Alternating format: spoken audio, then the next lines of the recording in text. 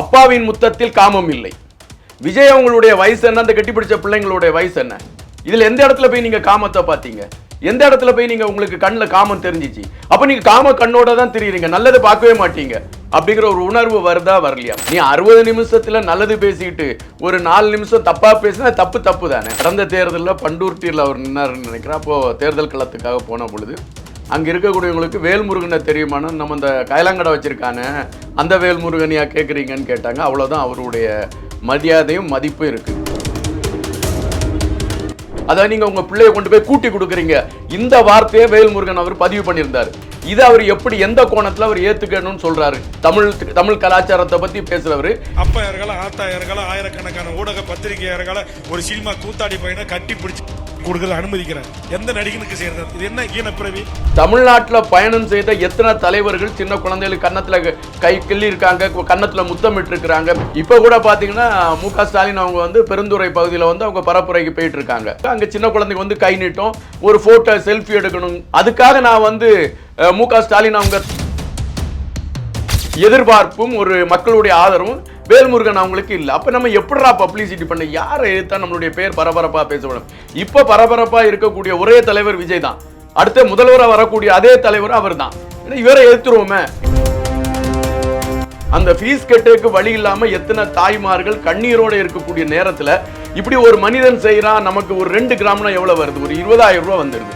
அப்ப அந்த 20,000 ரூபாய் ஒரு மனிதன் செய்யறாங்கிறது வந்து ஏற்றுக்கொண்டு அவனை பாராட்டணும். நான் மக்களுக்கு செஞ்சுட்டேன்னு ஒரு பட்டியல் போடுங்களா. வேல்முருகன் அவங்க வந்து நிறைய நான் செஞ்சுட்டேன், இவ்வளவு கொடுத்து எல்லாருக்கும் நான் ஹெல்ப் பண்ணிட்டேன்னு ஒரு பட்டியல் போட்டா ஒண்ணும் இல்லை. வேல்முருகன் அவர் வந்து அவங்க மனைவி கூட இப்ப வந்து புலம்பிட்டு இருக்காங்க. நான் தமிழ் நாகரிகத்தை பத்தி பேசிக்கிட்டு இருக்கிற வேல்முருகன் அவர் எனக்கான சுதந்திரத்தை அது கொடுக்கட்டுன்னு கேட்டுட்டு இருக்காங்க. அவங்க விவகாரத்துக்கு ஏதோ கோர்ட்டுக்கு போய் அவங்க ஏதோ அது நடந்துட்டு இருக்கு.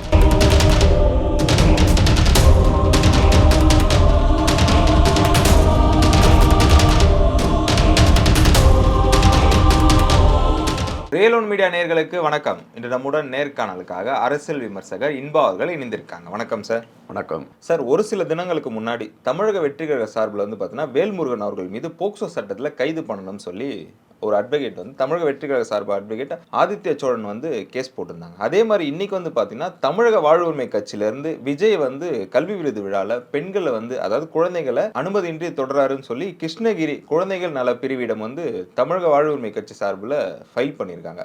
இதை நம்ம எப்படி சார் எடுத்துக்கலாம்? எங்கள் ஊரில் ஒரு பழமொழி சொல்லுவாங்க, யோக்கியம் வாரான் செம்பெடுத்து உள்ள வைடான். அந்த யோக்கியனா தான் நான் வந்து வேல்முருகன் அவரை பார்க்குறேன். ஒரு கட்சி தலைவருங்கிற அடையாளம் வேல்முருகனுக்கு இருக்காங்கிறது இதுவரை யாருக்கும் தெரியாது. இதுவரை அவருக்கு இந்த கட்சியில் தான் இந்த சின்னத்தில் தான் அவர் போட்டிட்டார்னு ஏதாவது ஒரு சின்னம் சொல்ல முடியும்னா முடியாது. உதயசூரியனில் தான் அவர் போட்டிகிட்ருக்காரு. அவருக்கான ஒரு தனி அடையாளம் இதுவரை இல்லை. கடந்த தேர்தலில் பண்டூர்டியில் அவர் நின்னாருன்னு நினைக்கிறேன். அப்போது தேர்தல் களத்துக்காக போன பொழுது அங்கே இருக்கக்கூடியவங்களுக்கு வேல்முருகனை தெரியுமான்னு, நம்ம இந்த கைலாங்கடை வச்சிருக்கானே அந்த வேல்முருகனையா கேட்குறீங்கன்னு கேட்டாங்க. அவ்வளோதான் அவருடைய மரியாதையும் மதிப்பும் இருக்குது. பாட்டாளி மக்கள் கட்சியில் இருந்து தான் அவர் வந்து வளர்ந்து வெளியே வந்தார். பாட்டாளி மக்கள் கட்சியை சார்ந்த ஐயா ராமதாஸ் அவர்களும் அன்புமணி ராமதாஸ் அவரும் அவரை வளர்க்குறாங்க.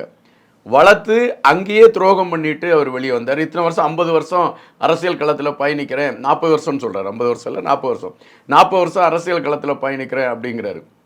இந்த 40 வருஷத்தில் வேல்முருகன் அவரை இந்த தமிழகத்தில் எத்தனை இடத்துக்கு தெரியும்னு கேட்டு பாருங்கள், ஒரு இடத்துலையும் தெரியாது. இல்லை இந்த 40 வருஷத்தில் வேல்முருகன் அவர்கள் ஏதாவது மாணவர்களுக்கு செஞ்சுருக்காருன்னு நீங்கள் காட்டுங்க, ஒன்றும் கிடையாது. செய்யவும் மாட்டாங்க, செய்கிறவங்கள செய்யவும் விட மாட்டாங்க. இதுதான் கான்செப்ட். ஆனால் 2 முறை சட்டமன்ற உறுப்பினர் ஆயிருக்காருல்ல சார். அது அந்த ஜாதி அடிப்படை வாக்குகள் இருக்குங்க. அந்த வாக்குகளை மையப்படுத்தி அவர் பயணிச்சுட்டு இருக்கிறாரு. அவர் வந்து ஒரு கன்னியாகுமரியிலையோ இல்லை திருநெல்வேலியிலையோ இல்லை வேற எங்கேயோ நின்று அவர் வெற்றி பெற்றுட்டாருன்னா அவரை நம்ம வந்து ஆமாம் இவருக்கு நல்ல செல்வாக்கு இருக்குது அப்படின்னு சொல்லலாம். அவர் எந்த பெல்ட் அவருக்கு வெற்றியை கொடுக்குமோ அந்த பெல்ட்டை நின்று அவர் வெற்றி பெற்றுட்டு இருக்கிறாரு. அப்படிப்பட்டவர் வந்து இன்னைக்கு வந்து விஜய் அவங்க மேலே வந்து ஒரு பெரிய புகாரை எடுத்து வைக்கிறாரு. அதாவது இவர் மேலே ஒரு வழக்கு பதிவு பண்ணப்படுது. ஆதித்ய சோழன் என்கின்றவர் அந்த விஜய் கட்சி சார்பில் அந்த வழக்கை பதிவு பண்ணுறாரு. எதுக்காக பதிவு பண்ணுறாருன்னா, இவர் சொல்கிறார் நான் 60 நிமிஷம் பேசினேன், அதில் ஒரு 4 நிமிஷத்தில் உள்ளதை பேசுகிறத வச்சு என்ன மேலே வழக்கு பதிவிடுறாங்கன்றாங்க. நீ 60 நிமிஷத்தில் நல்லது பேசிக்கிட்டு ஒரு 4 நிமிஷம் தப்பாக பேசினா தப்பு தானே. இப்போ நான் ஒரு சமுதாயத்தில் வாழ்ந்துக்கிட்டு இருக்கிறேன். நான் 40 வருஷம் பெண்கள்கிட்ட நல்லா பழகிட்டு இருக்கேன். ஒரு 4 ஹவர் மட்டும் பெண்கள்கிட்ட தப்பாக போகிறேன்னா அது தவறு தானே. அவர் பேசிய அந்த கான்செப்டை ஒட்டுமொத்தமாக அவர் அந்த தாய்மார்களை இழிவுபடுத்தி பேசினார். இங்க அதை குறித்து யாருமே பேசல. அந்த தாய்மார்களை இழிவுபடுத்தி பேசினார். அதாவது நீங்க உங்க பிள்ளையை கொண்டு போய் கூட்டி கொடுக்குறீங்க, இந்த வார்த்தையை வேல்முருகன் அவர் பதிவு பண்ணியிருந்தார். இதை அவர் எப்படி எந்த கோணத்தில் அவர் ஏத்துக்கணும்னு சொல்றாரு? தமிழ் கலாச்சாரத்தை பத்தி பேசுறவர் எந்த தாய்மார் தன்னுடைய மகளை போய் கூட்டி கொண்டு கொடுப்பா, அவர் எந்த கலாச்சாரத்தில் இதை ஏத்துக்கணும்னு அவர் சொல்றாரு. அப்போ அவர் பேசினது தவறுங்கிறது அவருக்கே தெரியுது. தெரிஞ்சுக்கிட்டு இப்போ ஏதாவது ஒன்று சொல்லணும் அப்படின்னு சொல்றாரு. சரி, அவர் சொல்றது மாதிரியே வைக்கிறேன். விஜய் அவங்க வந்து சின்ன அந்த குழந்தைகள்லாம் தொட்டு பேசுறாரு, இது வந்து தமிழ் கலாச்சாரத்துக்கு உகந்ததல்ல அப்படின்னு. தமிழ்நாட்டில் பயணம் செய்த எத்தனை தலைவர்கள் சின்ன குழந்தைகளுக்கு கன்னத்தில் கை கிள்ளி இருக்காங்க, கன்னத்தில் முத்தமிட்டு இருக்கிறாங்க. இன்று கூட தமிழக முதலமைச்சர் மு க ஸ்டாலின் அவங்க பிரச்சாரத்துக்கு போயிட்டு இருக்காங்க பெருந்துறை பகுதியில். அப்படி போயிட்டு இருக்க மு க ஸ்டாலின் அவங்க அங்கே சின்ன குழந்தைங்க வந்து கை நீட்டும், ஒரு போட்டோ செல்ஃபி எடுக்கணும் அப்படி வர்றாங்க. இதெல்லாம் அவங்க எடுத்துட்டு போறாங்க. அதுக்காக நான் வந்து மு க ஸ்டாலின் அவங்க தவறா போடுறாங்கன்னு நான் சொல்ல முடியுமா? முடியாது. அதாவது கண்ணியம், ஒரு தலைவர் ஒரு பொது இடத்துல கண்ணியமாக தான் நடப்பாங்கங்கிறது மரபு. விஜய் அவங்க நடத்தின அந்த கூட்டத்தில், அந்த கூட்டம் பெரிய கூட்டம், அத்தனை கேமராக்கள் இருக்கு, அத்தனை பத்திரிகையாளர்கள் இருக்கு. அத்தனை பத்திரிகையாளர் இருக்கும்போது விஜய் அவங்கள பார்க்க முடியுமான்னு ஏக்கத்தில் எத்தனையோ இருக்கும். நம்மளே இப்போ விஜய் அவங்க வர்றாங்கன்னா நம்ம பக்கத்தில் போய் நின்று போட்டோ எடுக்கணும்னு ஒரு எண்ணம் வரும். அப்படி அந்த குழந்தைங்க ஓடி போச்சமே ஒரு அன்பின் மீதில் அந்த குழந்தைங்க கட்டி பிடிக்கிறது வந்து அது ஒரு பெரிய தவறா இவர் பேசுறாருன்னா இவருடைய கண்ணோட்டமே வேறையா இருக்குமே நான் நினைக்கிறேன். அங்க ஒரு கல்வி விருது பெற்ற அத்தனை பிள்ளைகளுக்கு வந்து ஒரு தங்கத்தை கொடுத்து அந்த பிள்ளைகளை ஊக்கப்படுத்தி நீங்க அடுத்த நல்லா படிக்கணும்னு சொல்லக்கூடிய ஒரு இடத்துல போய் அவர் கெட்டிப்பிடிச்சதை மட்டுமே நான் பார்ப்பேன் அப்படின்னு பார்த்தேன்னா நீர் என்ன கண்ணோட்டத்தில் இருக்குங்கிறது ஒரு கேள்வி எழும்புகிறது. இன்னொரு விஷயம் என்னன்னா, அவர் வந்து ஒரு தனி ரூம்லயோ போயிட்டு அவார்ட்லாம் கொடுக்கல. அவங்க அப்பா அம்மா முன்னாடி எல்லாருக்கும் எத்தனை பத்திரிகையாளர் இருந்தாலும் அவங்க முன்னாடி தான் அவார்டும் கொடுக்குறாங்க. அது மட்டும் இல்லாம இல்லாதப்பட்டவர்கள் அவங்களுக்கு தான் அந்த பரிசுகளையும் வழங்குறாரு. இதை குறித்து அவர் வந்து பேசுறது நியாயமே இல்லைல்ல? இல்லை, அது அப்படித்தான். அவங்களாம் செய்ய முடியாது. இப்போ இவங்க ஏதாவது செலவு பண்ணி நான் மக்களுக்கு செஞ்சுட்டேன்னு ஒரு பட்டியல் போடுங்களா? வேல்முருகன் அவங்க வந்து நிறைய நான் செஞ்சுட்டேன், இவ்வளோ கொடுத்து எல்லாருக்கும் நான் ஹெல்ப் பண்ணிட்டேன்னு ஒரு பட்டியல் போட்டால் ஒன்றும் இல்லை. விஜய் அவங்க செய்ய ஆரம்பிச்சுட்டாங்க, செஞ்சுட்டு இருக்காங்க. நீங்கள் நிறைய பிரச்சனைகள் வந்து பார்த்தீங்கன்னா அவங்க களத்தில் இருந்து செஞ்சுக்கிட்டு இருக்காங்க. அப்படி செஞ்சுட்டு இருக்கவங்க மேலே வேற எந்த ரீதியிலையும் கரை பூச முடியாது. அப்போ எந்த எப்படியாவது நம்ம ஒன்று திசை திருப்பணும், அவருடைய பேரை கெடுக்கணும் அப்படிங்கிறதுக்காக இதை எடுத்தாங்க. ஆனால் இப்போ என்ன செஞ்சுட்டான் வேல்முருகன் அவர் வந்து அவரே பப்ளிசிட்டியை உருவாக்கி கொடுத்துட்டாரு. விஜய் அவங்க செய்த கல்வி விருது வந்து ஒரு விருது என்கின்ற அடிப்படையில் அது போயிட்டு இருந்துச்சு. இப்போ வேல்முருகன் இப்படி ஒரு பிரச்சனையை கொண்டு வந்ததோட இன்னைக்கு வந்து பார்த்தீங்கன்னா அது அதாவது இந்தியாவில் இருக்க அனைத்து இடங்கள்லையுமே இப்போ அது தெரிய ஆரம்பிச்சிச்சு. இப்படி விஜய் அவங்க வந்து ஒரு பெரிய இது பண்ணிட்டு இருக்காரு போல இருக்கு, மக்களுக்கு நல்லது செஞ்சுக்கிட்டு இருக்காரு போல இருக்கு அப்படிங்கிற ஒரு அடையாளத்தை தான் அவர் உருவாக்கி கொடுத்துருக்காரு. வேல்முருகன் அவர் வந்து அவங்க மனைவி கூட இப்போ வந்து புலம்பிட்டு இருக்காங்க. நான் தமிழ் நாகரிகத்தை பற்றி பேசிக்கிட்டு இருக்கிற வேல்முருகன் அவர் எனக்கான சுதந்திரத்தை கொடுக்கட்டுன்னு கேட்டுட்டு இருக்காங்க. அவங்க விவகாரத்துக்கு ஏதோ கோர்ட்டுக்கு போய் அவங்க ஏதோ அது நடந்துகிட்டு இருக்கு. இது அவங்களுடைய தனிப்பட்ட விஷயம். நம்ம இதை குறித்து பேசுறதுக்கு நமக்கு ரைட்ஸ் கிடையாது, அதை நம்ம சொல்லவும் கிடையாது. அல்லது வேல்முருகன் அவங்கள மேலே எவ்வளோ விமர்சனங்கள் இருக்குங்கிற கருத்துக்களையும் நம்ம பதிவிட முடியும். அதுவும் நமக்கு தேவையில்லை. அது தனிப்பட்ட ஒரு விமர்சனம் நமக்கு தேவையில்லை. ஆனால் ஒரு விமர்சனம் வைக்கின்ற பொழுது, பெண்கள் சார்ந்த விமர்சனம் வைக்கின்ற பொழுது ஒரு கண்ணியத்தோடு வைக்கணும் அப்படிங்கிறது தான் ஒரு வார்த்தை. இப்போ சிவாஜி கிருஷ்ணமூர்த்தி அவங்க மேல திமுக நடவடிக்கிறது, பொன்முடி அவங்க மேல கூட இப்ப திமுக நடவடிக்கை எடுத்து அவருக்கு பதவியை கூட பறிச்சிச்சு. அது எதுக்காக பறிச்சாங்கன்னா பெண்கள் மீது கண்ணியம் இல்லாத வார்த்தைகள் வச்சதுதான கருத்து. இப்போ கனிமொழி அவர்கள் சைலண்டா தானங்க இருக்காங்க, அதெல்லாம் கேட்க மாட்டாங்க. இப்போ குஷ்பு வெளியே வந்து பேச மாட்டாங்க, கனிமொழி அவங்க வெளியே வந்து பேச மாட்டாங்க, இவங்க யாரும் பேச மாட்டாங்க. இவங்களுக்கு வந்து பெண்கள் சார்ந்த பாதிப்புனா யாரை பார்ப்பாங்கன்னா ஒன்றில் ஒரு ஏதாவது உயர்ந்த ஜாதிக்கார பெண்கள் பாதிக்கப்பட்டா அனைவரும் கொதிச்செழுந்தும் ஊடகங்களும் உடனே அதுக்கு ஒரு ஒத்துஊதி ஒரு பெரிய பப்ளிசிட்டியை பண்ணிடுவாங்க. மற்றபடி அதாவது வாழ்க்கையில் அடுத்த நகர்வு என்ன? நீங்கள் உங்களுக்கு தெரியுமா, ஒரு குழந்தைய போய் ஸ்கூலில் சேர்க்கணும்னு எவ்வளோ ஃபீஸ் கட்டணும்? அந்த ஃபீஸ் கட்டுறதுக்கு வழி இல்லாமல் எத்தனை தாய்மார்கள் கண்ணீரோடு இருக்கக்கூடிய நேரத்தில் இப்படி ஒரு மனிதன் செய்கிறான். நமக்கு ஒரு 2 கிராம்னா எவ்வளோ வருது? ஒரு 20,000 ரூபா வந்துடுது. அப்போ அந்த 20,000 ரூபா ஒரு மனிதன் செய்கிறாங்கிறது வந்து ஏற்றுக்கொண்டு அவனை பாராட்டணும். அது எந்த கட்சியாக இருந்துட்டு போட்டு, அவர் தனியாக ஒரு கட்சி தொடங்கிட்டார்ல, வேற கட்சியில் இருக்க எந்த கட்சியாக இருந்துட்டு போட்டு ஒரு நல்லது ஒருத்தன் செய்கிறான்னா அதை பாராட்டும். அப்படி நீங்கள் பெண்களை மையப்படுத்தி நீங்கள் விமர்சனங்கள் எடுத்து வைக்கணும்னா இந்த இந்தியாவில் இருக்கக்கூடிய அனைத்து தலைவர்கள் மேலும் இந்த குற்றச்சாட்டம் வச்சுக்கிட்டே வரலாம். ஆனால் வேல்முருகன் அவர்கள் வந்து பிரஸ் மீட்ல என்ன சொல்றாருன்னா, சூர்யா அவர்கள் தான் நிறைய வந்து சமூக சேவைலாம் பண்ணிட்டு இருக்காரு, நிறைய எம்எல்ஏக்கள் எம்பிக்கள் இந்த மாதிரி விஷயங்கள்லாம் பண்ணிட்டு இருக்காங்க, நாங்களாம் வந்து இந்த மாதிரி போட்டோ ஷூட்லாம் நடத்தது இல்லைன்னு சொல்றாரு. இல்லை, இது எப்படி நம்ம எடுத்துக்கலாம்? அதாவது வேல்முருகன் அவங்க வந்து எப்படின்னா தான் பிடிச்ச முயலுக்கு 3 கால்னு பேசிக்கிட்டு இருக்காங்க. இன்று அவங்க ஈசிஆரை பற்றி பேசுகிறாங்க, மற்ற ஈசிஆர் நடக்கக்கூடிய பெரிய தவறுகள் எல்லாம் எடுத்து பேசுகிறாங்க. இது ஈசிஆரில் இப்போ தான் நடக்குதா? இன்னொன்று வந்து அரசு சரியில்லைன்னு குறிப்பிடுறாங்க. அப்போ அரசு சரியில்லைன்னா யாரை குறிப்பிடுறாங்கன்னா திமுகவை குறிப்பிட்டு பேசுகிறாங்க. அப்போ வந்து இப்போ ஒட்டுமொத்தமாக விஜய் அவங்க மேலே நான் குற்றம் சொல்கிறேன் அப்படிங்கிற போர்வையில் அவங்க ஒட்டுமொத்தமாக திமுகவை எதிர்க்கிறாங்களா அப்படிங்கிற கேள்வி தான் இங்கே வந்து பிரதானமாக எழும்புது. ஏன்னா இப்போ ஆட்சி பீடத்தில் இருக்கக்கூடியது வந்து திமுக. இந்த அரசு வந்து சரியான ஒரு நடவடிக்கை எடுக்காதனால தான் ஈசிஆர் பகுதிகளில் இதேமாரி நடக்குது அப்படின்னு சொல்கிறாரு. இப்போது சூர்யா அவங்களுடைய அந்த நிகழ்வை குறித்து சொல்கிறாரு.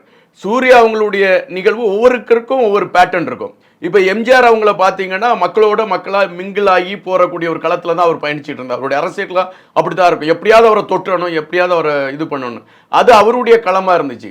அதுக்கு அடுத்து வந்தவங்க வேற ஒரு களத்தை எடுத்திருப்பாங்க. இது வந்து இயற்கை. அவர் சூர்யா என்ன பண்ணாரோ அதைத்தான் விஜய் பண்ணணும் அப்படின்னு இவர் நினைச்சாருன்னா அது வந்து மாண்பும் கிடையாது, அது ஒரு முறையும் கிடையாது. அவங்களுக்கு என்ன இருக்கோ அந்த அன்பின் வெளிப்பாடு தான். இவர் சொல்றாரு கட்டி பிடிக்கிறது வந்து பெரிய தவறு அப்படிங்கிறாரு. அதாவது ஒரு பாடல் கூட இருக்குது, அப்பாவின் முத்தத்தில் காமம் இல்லை. விஜய் அவங்களுடைய வயசு என்ன, அந்த கட்டிப்பிடிச்ச பிள்ளைங்களுடைய வயசு என்ன? இதுல எந்த இடத்துல போய் நீங்க காமத்தை பார்த்தீங்க? எந்த இடத்துல போய் நீங்க உங்களுக்கு கண்ணில் காமம் தெரிஞ்சிச்சு? அப்ப நீங்க காம கண்ணோட தான் தெரியுறீங்க, நல்லதை பார்க்கவே மாட்டீங்க அப்படிங்கிற ஒரு உணர்வு வருதா வரலையா?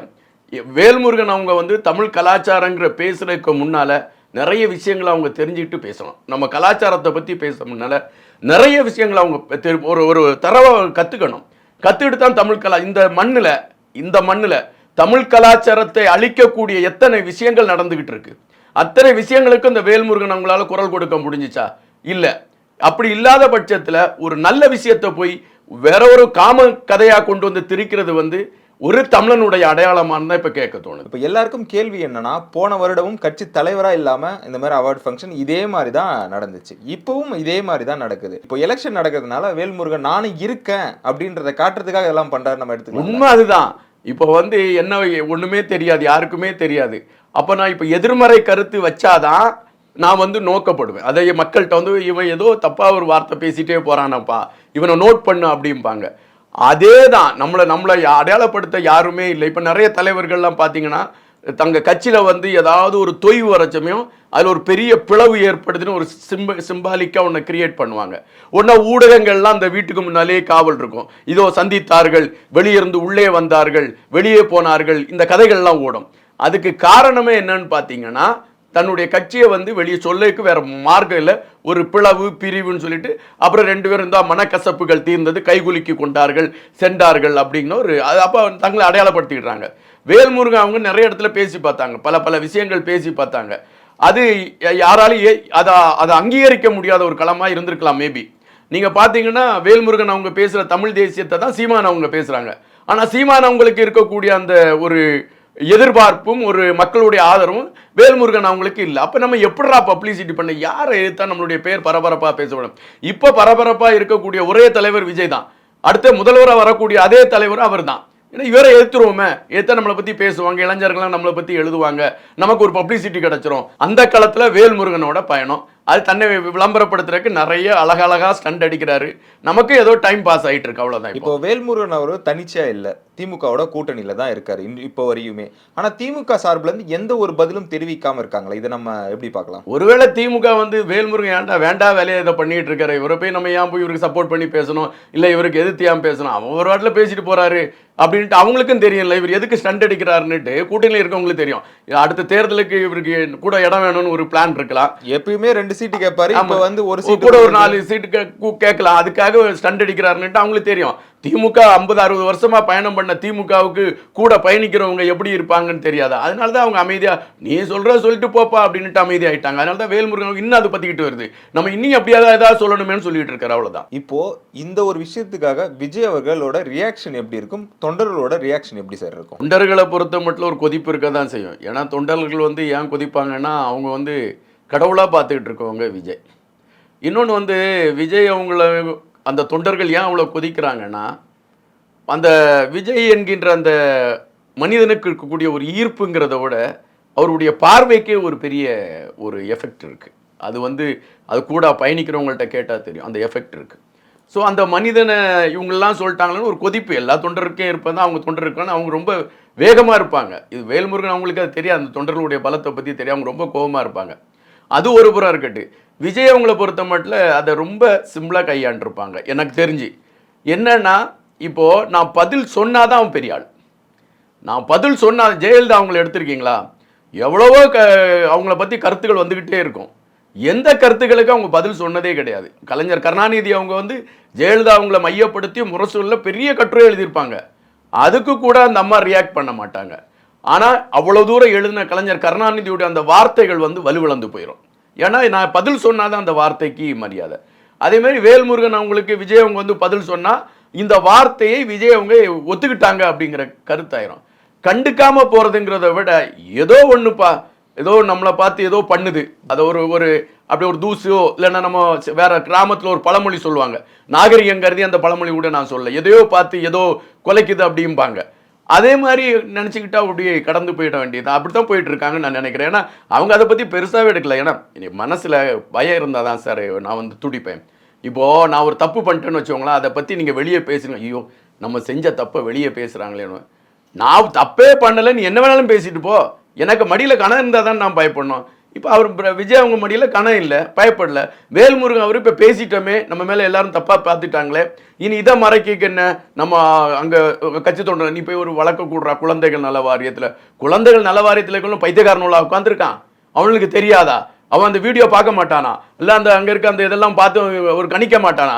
இது தவறே நடக்கலப்பான்னு அவனுக்கு தெரியாதா? இது ஏதோ ஒரு பேப்பரில் ஒரு செய்தி வரணும், அப்போ நம்ம இருக்கிறோன்னு அடையாளப்படுத்தணும். இது நடந்துகிட்டு இருக்கு.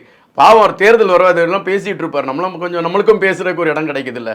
அதுக்காக நம்ம வேல்முருகன் அவருக்கு நன்றி சொல்லணும். எங்களோடு இணைந்து பல்வேறு தகவலை பகிர்ந்ததற்கு மிக்க நன்றி சார். நன்றி, வணக்கம்.